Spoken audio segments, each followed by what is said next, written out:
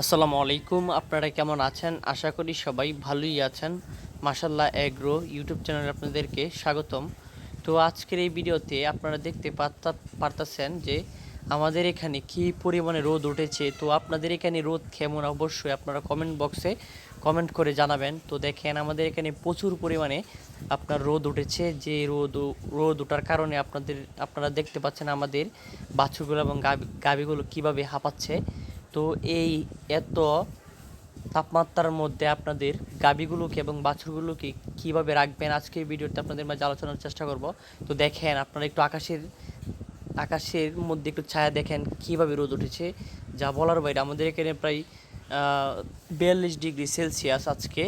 তো 2 দিন ধরে, গতকাল আর আজকে 2 দিন ধরেই 42 ডিগ্রি সেলসিয়াস তাপমাত্রা।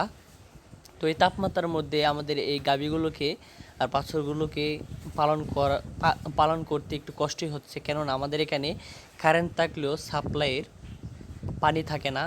যার কারণে দেখেন আজকে আমাদের একটি গরুকেও গোসল করায় নাই, বাছুরগুলোকেও গোসল করায় নাই, আপনারা দেখতে পাচ্ছেন। আর দেখেন আমাদের এই বকনা বাছুরটি জিব্বা দিয়ে কি করছে আপনারা দেখেন। তো এটি হচ্ছে একটি সমস্যা, এটি হচ্ছে আপনার জিঙ্কের অভাব থাকলে মূলত এরকম করে।